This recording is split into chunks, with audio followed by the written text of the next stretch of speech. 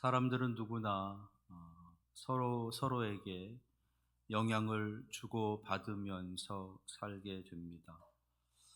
원하든 원치 않든 서로에게 어떤 영향을 주고 받으며 살게 됩니다. 그 영향은 때로는 선한 영향이기도 하고 때로는 악한 영향이 되기도 합니다. 미숙할 때는 그러한 것들이 무분별하게 선한 것이든 악한 것이든 그것들의 영향을 받으면서 그렇게 생활하면서 살게 되지요. 하지만 장성하게 되면 그것들을 이제 분별할 수 있는 지혜도 생겨나게 되고, 그래서 선한 영향 같은 경우에는 잘 받아들이고 더 발전시키는 그런 모습으로, 악한 것들은 잘 제어하고 통제하면서 그것들을 물리치면서 살아가기도 합니다. 근데 그런 것들이 원활하게 잘 진행이 되어지면 참 좋겠는데 그렇지 못하다라는 거예요. 왜냐하면 우리들 안에 이 성숙한 지혜라고 하는 것이 사람들마다 다 차등하게 다르게 있기 때문입니다. 어떤 이들은 부족하게, 연약하게, 얕게 그렇게 있기 때문에 그런 것들로 인해서 제대로 분별하지 못하고 살아가기도 합니다. 또 하나, 분별할 지혜가 있다고 해도 그렇게 분별하면서 갈 수 있는 지혜가 있다고 해도 아주 어린 시절부터 오랜 기간 동안 자기도 모르는 사이에 자기들 몸에 배어져 있는 아주 익숙한 그런 습관이 있어서 그것이 자연스럽게 그런 악한 영향들을 받아들이게 한다는 겁니다. 그래서 악한 영향 속에 그렇게 끌려 들어가는 경우가 생긴다는 거죠. 이것이 죄라고 하는 거고, 이 죄의 무서움이 여기서 또 하나 나타나게 되는 겁니다. 죄라고 하는 것은 참 집요한 거예요. 한번 물면 절대 놓지를 않습니다. 그 죄는 평생을 가게 되는 거지. 그리고 이 죄는 익숙함이라고 하는 것으로 우리의 눈을 속여서 그 죄 속에 우리를 끌어들이고 넘어뜨리는 겁니다. 익숙하니까 대수롭지 않게 여기고, 익숙하니까 괜찮겠지 생각하게 되고, 그래서 속아서 넘어가게 되는 겁니다. 하나님께서 처음 사람을 만드시고 그들에게 복을 주시면서 이 땅에서 하나님의 거룩한 뜻을 드러내는 삶을 살게 하십니다. 특별히 축복의 통로의 삶을 살라 하십니다. 축복의 통로라고 하는 것을 좀 다른 말로 그렇게 표현을 한다면 선한 영향력을 끼치는 삶이다라고 하겠지요. 선한 영향력을 그렇게 끼치면서 살아가는 삶이 복된 삶이고 축복의 통로가 되어지는 겁니다. 그런데 안타깝게도 아담과 하와가 범죄하게 되고 그 범죄함의 결과로 죄가 이 세상에 들어오게 됩니다. 그래서 사람은 축복의 통로만이 아니라 죄의 통로, 악의 통로가 되어졌습니다.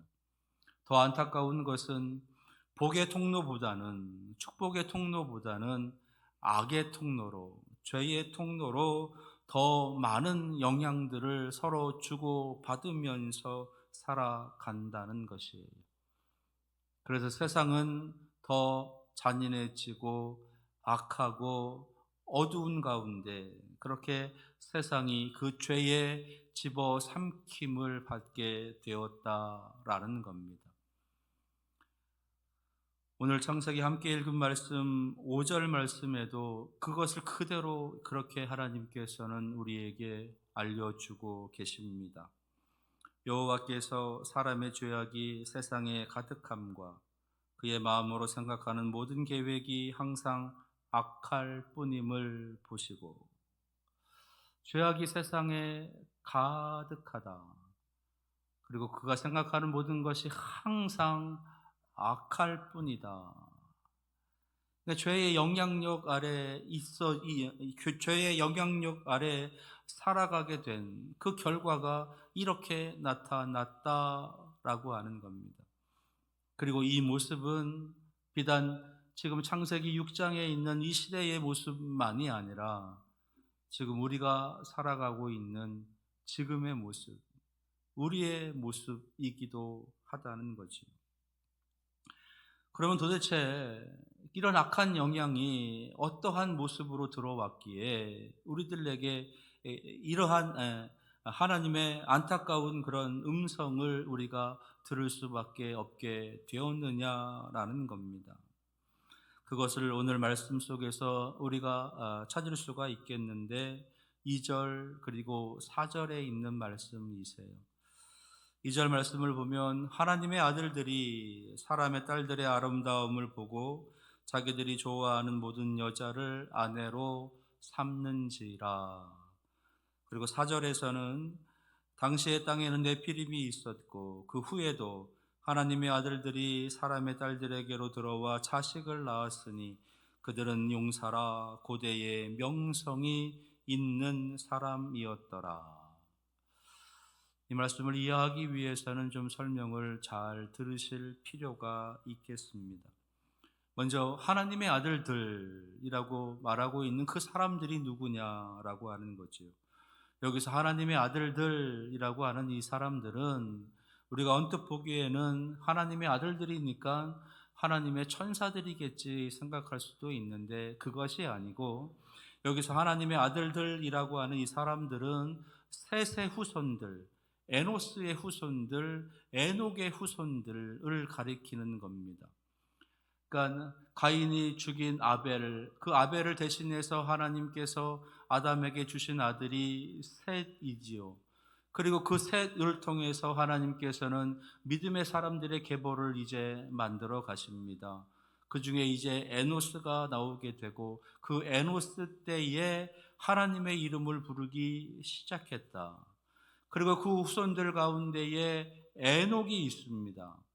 그 에녹은 하나님과 동행하더니 하나님께서 그를 올리워 가셨다 말씀하고 있습니다. 그러니까 이 셋의 후손, 에노스의 후손, 그리고 에녹의 후손, 이들이 바로 하나님의 아들들이라는 거예요.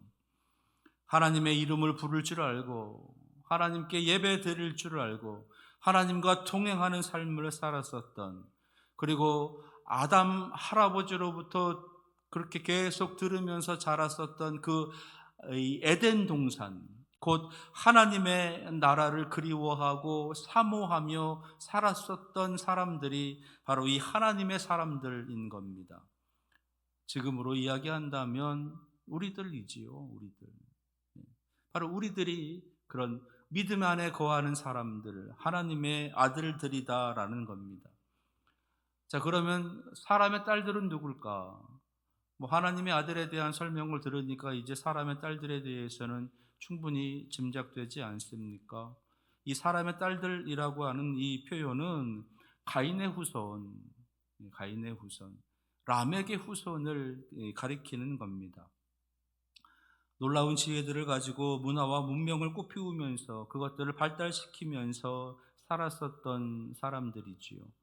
자기들의 힘을 과시하고 자기들의 능력을 과시하고 자기들의 이름을 드러내고 자기들의 성을 높이 쌓아 올리고 자신들만의 도시, 자신들만의 나라를 만들면서 또 그러한 것들을 이루어 가기 위해서 사람을 죽이는 일까지도 서슴지 않았었던, 자기들의 욕심, 자기들의 욕정, 자기들의 욕망대로 그렇게 살았었던 사람들, 그들의 후손들이 바로 사람의 딸들이다.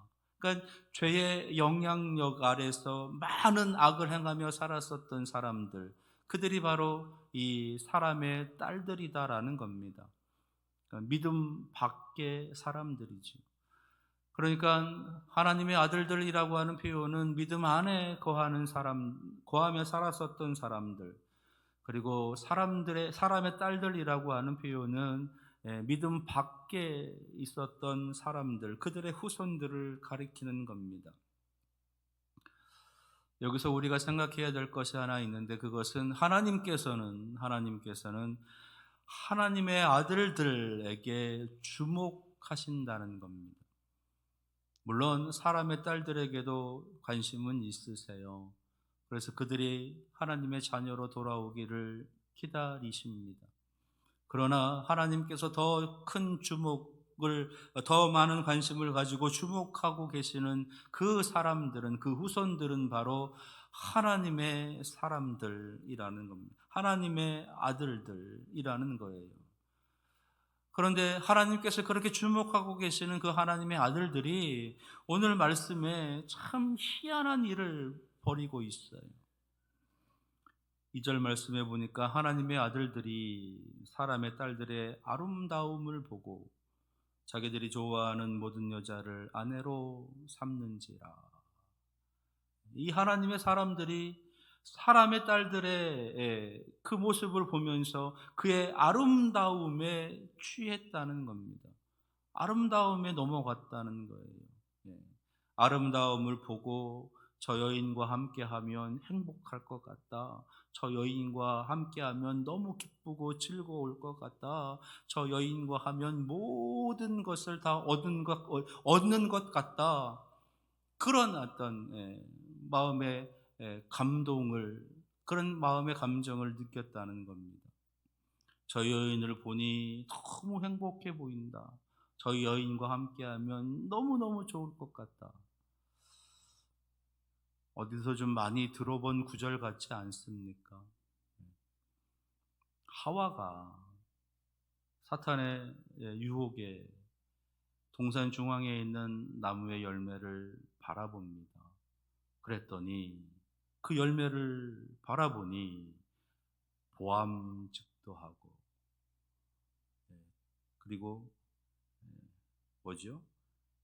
까먹었다. 보암직도 하고 먹음직도 하고, 그리고 지혜롭게 할 만큼 탐스럽기도 했다. 저의 열매를 따먹으면 너무 행복할 것 같다는 거예요. 하나님처럼 정말로 될 수 있을 것 같은, 그렇게 지혜롭게 생겼다는 겁니다. 저 열매만 따먹으면 이 세상 모든 것을 가진 것 같다. 그래서 그 열매를 따먹고 죄가 들어오는 겁니다. 그와 똑같은 모습으로 지금 이 하나님의 아들들이 사람의 딸들을 지금 그렇게 보고 있는 거예요. 저 여인과 같이 있으면, 저 여인과 함께 할 수만 있다면, 그래서 죄의 영향을 받게 되는 그러한 가정이 생겨나기 시작했다는 것. 그뿐만이 아닙니다. 말씀을 보니까 2절 말씀에 자기들이 좋아하는 여자를 아내로 삼는지라. 자기들이 좋아하는 여자를 아내로 삼았다. 지금 개역개정 성경에서는 아내로 삼았다 그렇게 표현되어져 있지만, 히브리 원문을 직접적으로 그렇게 의역하지 않고 직역하고 있는 그런 해석서를 보게 되면, 그 여인을 보면서 자신이 선택한 자로 아내로 취했다 그렇게 해석하고 있어요. 취했다는 겁니다. 가졌다는 거예요. 그러니까 그 여자를, 자기가 마음에 들어 하는 여자를, 자기가 좋아하는 여자를 가졌다는 겁니다. 하나님께서는 하와를 지으실 때 돕는 배필로 아담에게 맺어 주셨습니다. 그것이 부부의 모습인 거고 가정의 모습인 거지요. 근데 지금 이 사람의 딸들을 보고서 이 하나님의 아들들이 그 여인들을 취했다, 가졌다는 겁니다. 지배와 피지배, 주종 관계, 더 나아가서 소유물화 됐다는 거예요. 내 거다. 소유물화 됐다는 겁니다. 하나님의 형상을 닮은 인격적인 만남으로서의 어떤 화합의 모습이 아니라 취함의 모습, 소유의 모습이었다는 겁니다.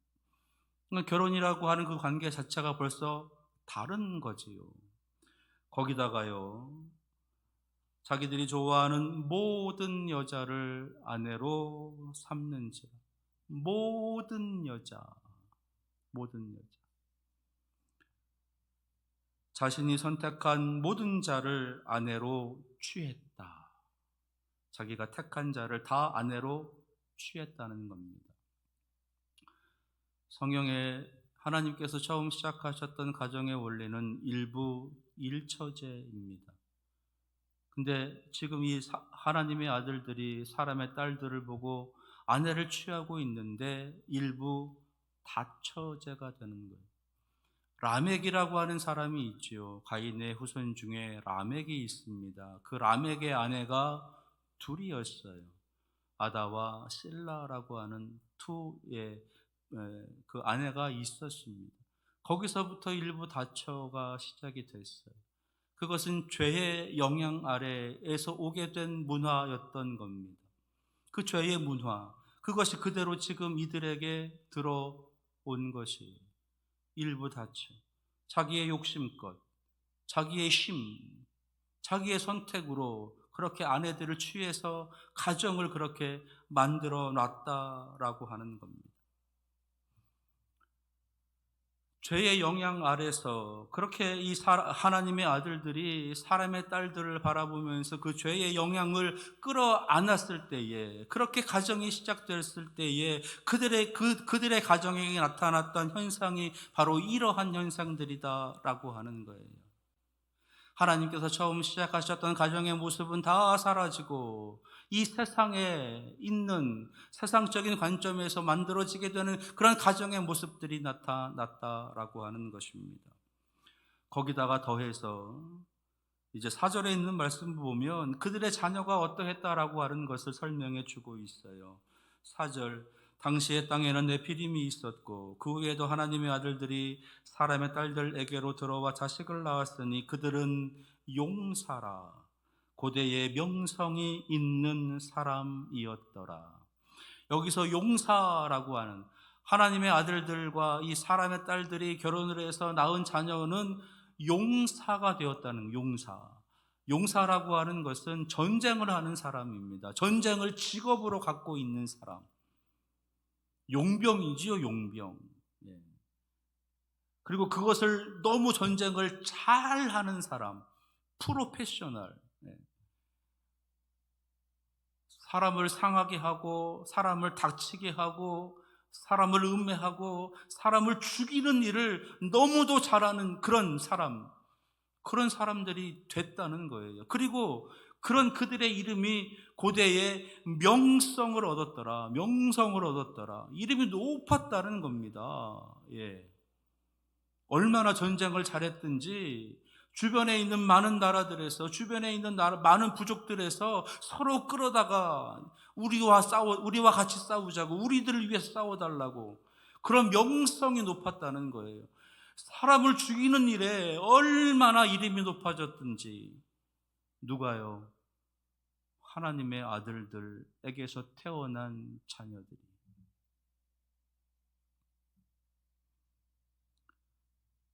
지금 이들의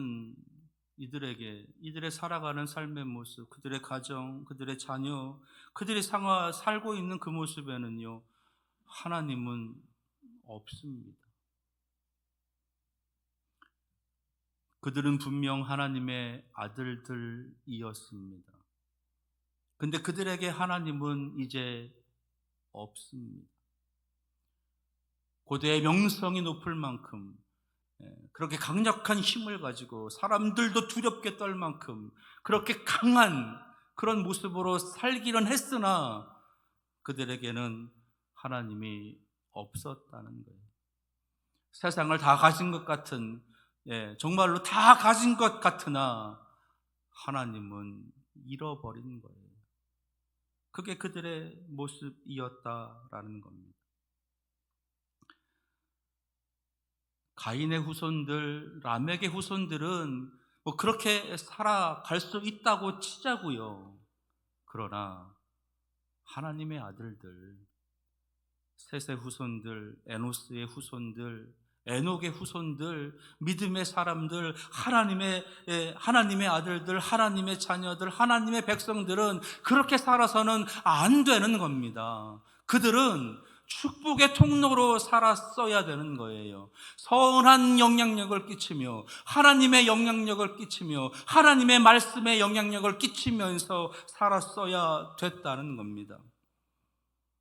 에덴 동산을 사모할 줄 알고 하나님의 나라를 사모하면서 하나님의 이름과 그 나라와 그 뜻을 위해서 살아야 되는 사람들이 바로 이 하나님의 사람들이었다라고 하는 것이에요. 근데 안타깝게도 그들은 그렇게 못 살았습니다.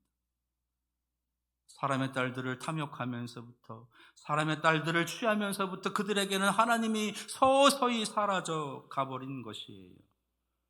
그래서 그들의 땅은 하나님께서 5절에 있는 말씀처럼 여호와께서 사람의 죄악이 세상에 가득함과 그의 마음으로 생각하는 모든 계획이 항상 악할 뿐임을 보셨다라고 하는 겁니다. 가인의 후손들은 그렇다 치더라도 이제 셋의 후손들까지도 그렇게 되어버린 그 모습을 보면서 하나님께서 이제 이 세상은 온통 죄악뿐이다. 의인은 없나니 하나도 없도다.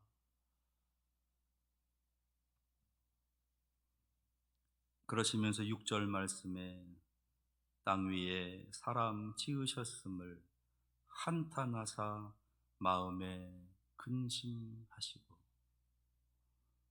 한탄하셨다, 근심하셨다.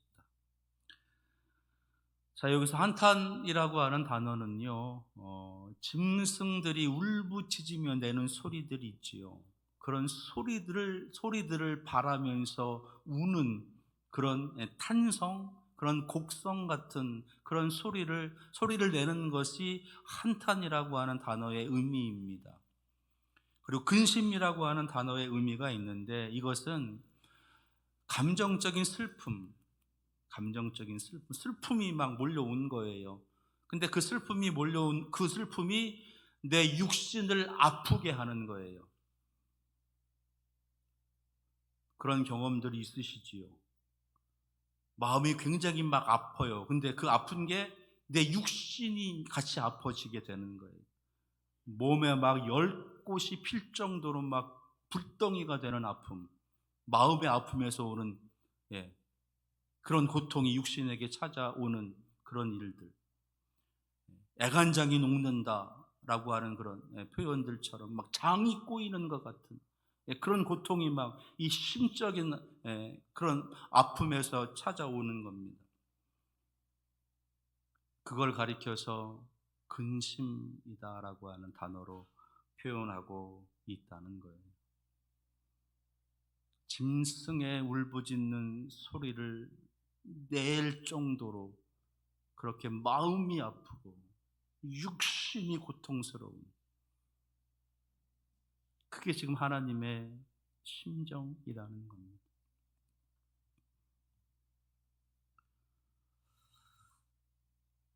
그렇다면 여기서 우리 한 가지 드는 생각은 왜 그렇게 아파하실까?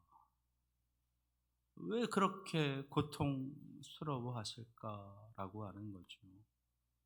왜 그렇게까지 하나님께서 아파하실까? 왜 그렇게까지 힘들어 하시고 왜 그러실까? 그 이유는 한 가지입니다. 한 가지. 그게 뭐냐? 하나님은 우리 사람을 너무 사랑하시기 때문입니다. 우리들을 너무 사랑하시는 거예요. 그래서 그들이 죄악 가운데 살아가는 그 모습을 바라보면서 짐승이 울부짖는 소리를 내면서 탄식하고 계시고 몸이 아플 만큼 그의 하나님의 마음이 그렇게 힘들다라고 하는 것이, 이런 하나님의 마음이 잘 나타나고 있는 또 하나의 사건이 있었습니다. 주님께서 십자가에서 절규하시면서 외치셨던 음성이 하나 있습니다. 여러분들도 잘 아실 텐데, 엘리 엘리 라마 사박다니, 나의 하나님 나의 하나님 어찌하여 나를 버리시나이까. 엘리 엘리 라마 사박다니. 십자가에 달리셔서 물과 피를 다 쏟으시면서 하나님을 향해서 정말로 죽어가면서 외치고 있는 그 절규 같은 음성이 엘리 엘리 라마 사박다니. 근데요, 하나님께서는 그 아들의 그 절규에 침묵하십니다. 외면하세요. 예수님이 누구인가요? 하나님의 아들입니다. 그것도 어떤 아들인가요?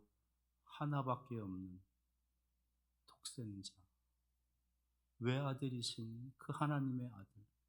그 아들이 지금 십자가에 달려서 죽어가는 거예요.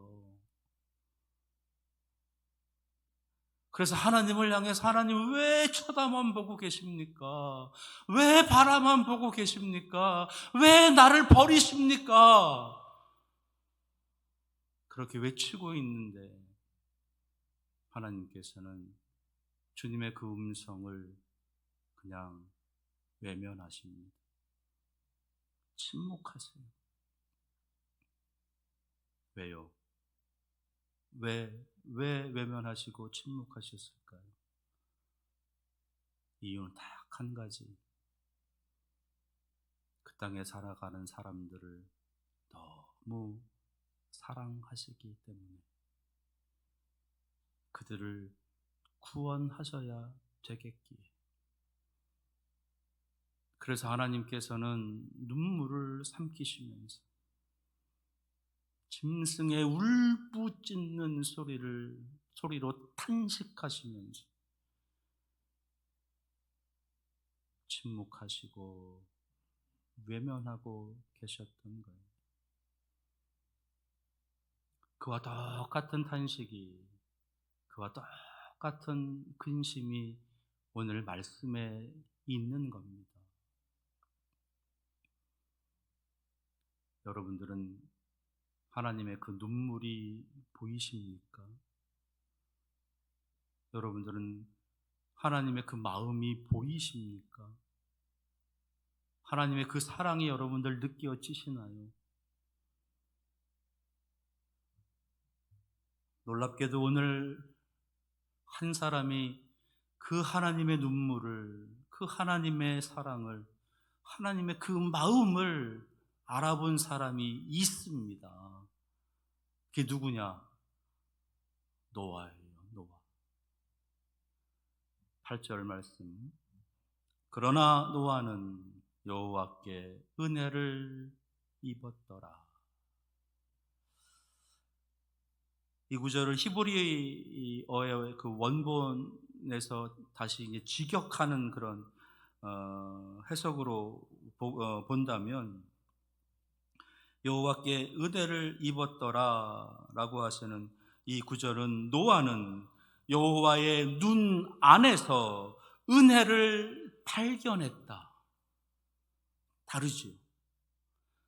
노아는 여호와께 은혜를 입었더라라고 하는 이 번역이, 그것을 직역을 하면 노아는 여호와의 눈 안에서 은혜를 발견했다라고 하는 겁니다. 하나님께서 지금 진노의 눈을 가지시고 세상을 바라보시면서 내가 이 세상을 다 쓸어버리겠다, 반드시 그리할 거다 라고 말씀하고 계시는 그 하나님의 눈에서 이 노아는 은혜를 보았다. 은혜를 발견했다. 하나님의 눈물을 봤다는 거예요. 그 진노의 눈 뒤에 있는 하나님의 사랑을 봤다는 겁니다. 지금 저 하나님의 마음을, 하나님의 눈물을 이 지금 노아가 헤아리고 있는 거예요. 노아가 받은 첫 번째 은혜는 하나님의 마음을 본 거예요. 하나님의 사랑을, 하나님의 눈물을 본 것이 노아가 받은 첫 번째 은혜인 겁니다. 여러분들에게 이 은혜가 임하시기를 축원합니다. 하나님의 마음을 읽을 줄 아는, 하나님의 눈물이 보이는, 하나님의 사랑이 절절히 느껴지는 그런 은혜가 임하기를 원합니다. 두 번째로 노아가 받은 은혜가 있어요. 그것은 무엇이냐? 노아가 500세 되던 해에 하나님으로부터 방주를 지어라 라고 하시는 말씀을 듣습니다. 그리고 노아가 600세 되었을 때에 하늘의 문이 열리고 땅의 물들도 솟아나면서 그 땅에 홍수가 일기 시작을 해요. 그래서 홍수가 시작이 되는 겁니다. 500세에 하나님께서 방주를 지으라 하셔서 그 방주를 다 짓고 홍수가 난 것이 600세, 100년의 시간이 흘렀습니다. 100년. 결코 짧은 시간이 아니에요. 100년이라고 하는 시간은 노아의 그 가족들과 함께 방주를 지어가는, 오늘 말씀을 보면 5장 22절에 노아는 500세 된 후에 셈과 함과 야벳을 낳았더라 그랬습니다. 그러니까 그 방주를 짓기 시작한 해에 셈과 함과 야벳을 낳았다라고 하는 거예요. 그러면 그 아이가 장성할 때까지는 노아 혼자서 방주를 지었겠지요. 그리고 장성하고 나서는 같이 방주를 지어 갔겠지요. 근데 그 기간이 100년이었다는 거예요. 100년. 아무리 한 가족이 방주를 짓는 기간이라고는 하지만 당시에 어떤 조선과 관련되어져 있는 배를 만드는 기술과 관련되어져 있는 것들이 노아에게 뭐 정확하게 있었는지 없었는지 알 수는 없지만 그 기간이 100년이라고 하는 그 기간 동안 방주를 만들었다. 그러기에는 100년이 너무 긴 시간이 아닌가. 그러면 노아가 왜 그렇게 긴 시간을 방주를 만들었을까라고 하는 겁니다. 우리는 그것을 사도 베드로가 전하는 베드로 후서에서 우리는 찾을 수가 있어요. 베드로 후서 2장 5절 말씀은 이렇게 기록합니다. 옛 세상을 용서하지 아니하시고 오직 의를 전파하는 노아와 그 7 식구를 보존하시고 경건하지 아니한 자들의 세상에 홍수를 내리셨으며. 여기서 옛 세상은, 성경 다시 보여주세요. 여기서 옛 세상은 마시는 것처럼 노아의 홍수 그 이전의 세상을 이야기하는 거겠지요. 그때 하나님께서는 용서하지 않았다 그랬습니다. 용서하지 아니하시고 단 오직 의를 전파하는 노아와 그 7 식구를 보존하시고 그러셨어요. 노아가 하고 있는 일이 있지요. 의를 전파하는, 방주만 지었던 게 아니에요. 의를 전파했다는 겁니다. 선한 영향력을 끼쳤다라고 하는 거예요. 선한 영향력을 끼치는 사람으로 살고자 했다라고 하는 겁니다. 그러면 그 마지막 시대에 그 노아가 마지막으로 그 땅에 있는 사람들에게 선한 영향력을 끼쳤다라고 하는 것은 구체적으로 어떤 내용들일까? 우리는 충분히 짐작할 수가 있는 거예요. 지금 이대로는 우리는 다 죽는다. 하나님께서 다 멸절하신다라고 하셨다. 이대로는 다 죽는다. 하나님께로 돌아가야 된다. 다시금 하나님의 아들로 회복해야 된다. 하나님의 아들들로 돌아가서 하나님의 이름을 부르고 하나님을 찬양하고 하나님께 예배하고 하나님의 나라를 사모하는 삶을 살아가야 된다. 우리 하나님께로 돌아가자. 거기에 구원이 있다. 그것이 복음이다. 이게 노아가 전파하고 있었던 겁니다. 노아가 외치고 있었던 것이에요. 노아가 받은 두 번째 은혜, 그거는요, 복음을 전파하는 은혜입니다. 복음을 전파하는 은혜. 하나님께서 그 100년이라고 하는 시간을 기다리신 이유가 있어요. 그것은 노아가 복음을 전파하는 그 전파의 소리를 듣고 그 복음의 소리를 듣고 그들 중에서 죽게 될 그들 중에서 누군가가 돌아오기를 기다리고 계셨던 그 모습이기에 하나님께서는 기다리고 그 기간을 기다려 주신 겁니다. 100년을 기다려 주신 거예요.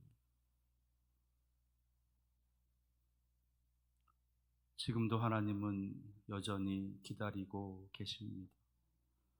노아 시대에는 100년이었지만 지금 우리들에게는 2000년의 시간을 기다리고 계세요. 왜 이렇게 엄청난 시간을 기다리고 계실까요?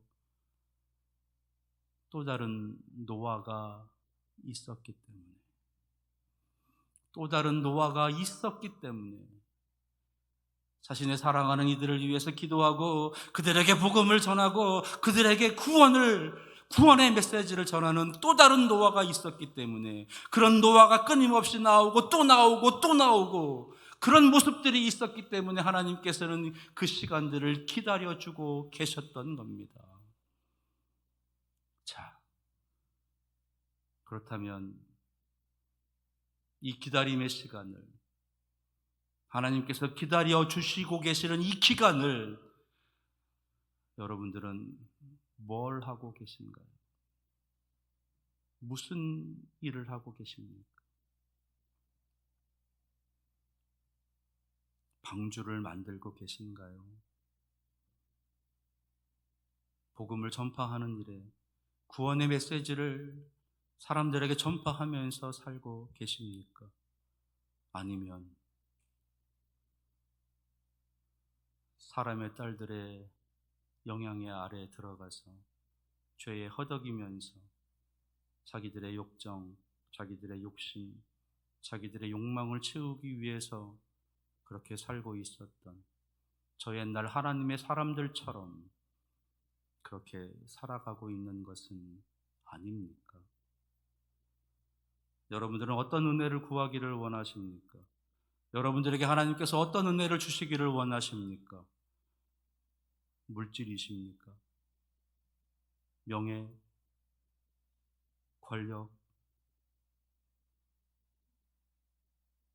우리가 구해야 될, 하나님께 간절하게 구해야 할 은혜는 하나님의 눈물을 볼 줄 아는 은혜,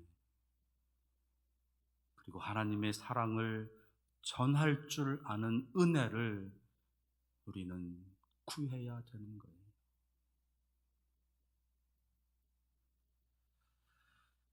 우리 교회가 100년을 맞이했습니다.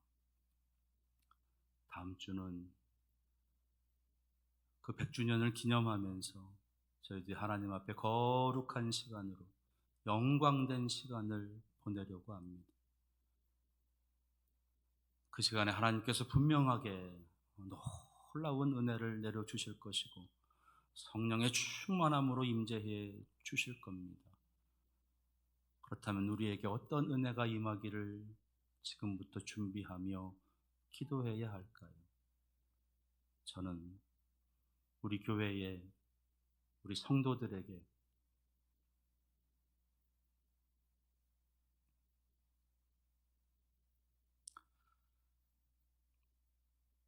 하나님의 눈물을 볼 줄 아는 은혜, 하나님의 사랑을 전할 줄 아는 은혜, 이 은혜가 임하기를 기도하고자 합니다. 여러분들도 이 한 주간 이것을 위해서, 이 은혜를 위해서 함께 기도하시는, 그렇게 준비하시는 여러분들 되시기를 축원합니다. 기도하겠습니다.